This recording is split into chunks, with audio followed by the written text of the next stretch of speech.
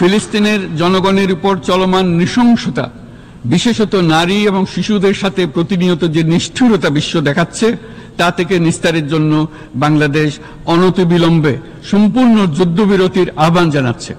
মাননীয় সভাপতি, বহুমুখী সংকটে জর্জরিত বর্তমান বিশ্বে যুদ্ধ এবং সংঘাতের ফলে ব্যাপক ভিত্তিতে মানুষের অধিকার খর্ব হচ্ছে। বিশ্ববাসীর উদ্বেগ এবং নিন্দা সত্ত্বেও গাজায় গণহত্যা থামছে না।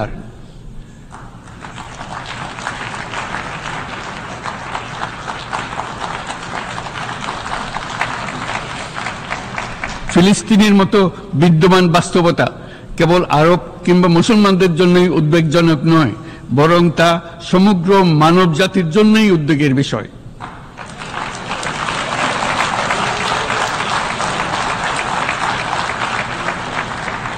একজন মানুষ হিসেবে প্রত্যেক ফিলিস্তিনির জীবন অমূল্য।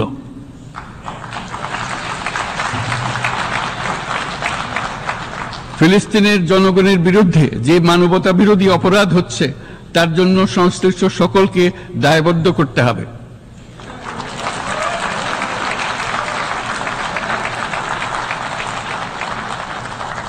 ফিলিস্তিনের জনগণের উপর চলমান নৃশংসতা, বিশেষত নারী এবং শিশুদের সাথে প্রতিনিয়ত যে নিষ্ঠুরতা বিশ্ব দেখাচ্ছে, তা থেকে নিস্তারের জন্য বাংলাদেশ অনতিবিলম্বে সম্পূর্ণ যুদ্ধবিরতির আহ্বান জানাচ্ছে।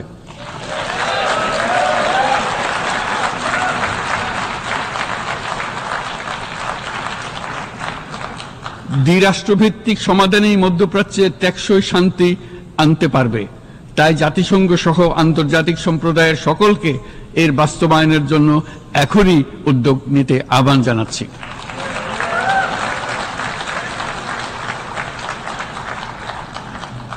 গত 2.5 বছর ধরে ইউক্রেনে চলমান যুদ্ধে বহু মানুষ প্রাণ হারিয়েছে।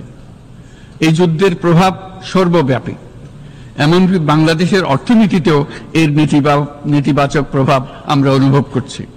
আমরা তাই উভয় পক্ষকে সংলাপে বসে বিরোধ নিরসনের মাধ্যমে যুদ্ধের অবসান ঘটানোর আহ্বান জানাচ্ছি। মাননীয় সভাপতি, বাংলাদেশ গত 7 বছর যাবৎ মিয়ানমার হতে আগত 12 লাখেরও বেশি রোহিঙ্গাদের মানবিক কারণে আশ্রয় দিয়ে আসছে। এর ফলে আমরা বিরাট সামাজিক, অর্থনৈতিক, পরিবেশগত ক্ষতির সম্মুখীন হচ্ছি।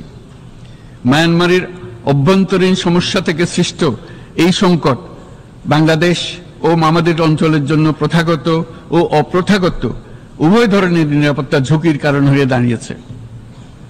মিয়ানমার থেকে বাংলাদেশে বলপূর্বক বাস্তুচ্যুত রোহিঙ্গাদের সহায়তা করতে আমরা অঙ্গীকারবদ্ধ। আমরা রোহিঙ্গাদের জন্য মানবিক সহায়তা কার্যক্রম চালু রাখা এবং তাদের টেকসই প্রত্যাবর্তন নিশ্চিত করার উদ্দেশ্যে আন্তর্জাতিক সম্প্রদায়ের পর্যাপ্ত সহায়তা অব্যাহত রাখার আহ্বান জানাচ্ছি।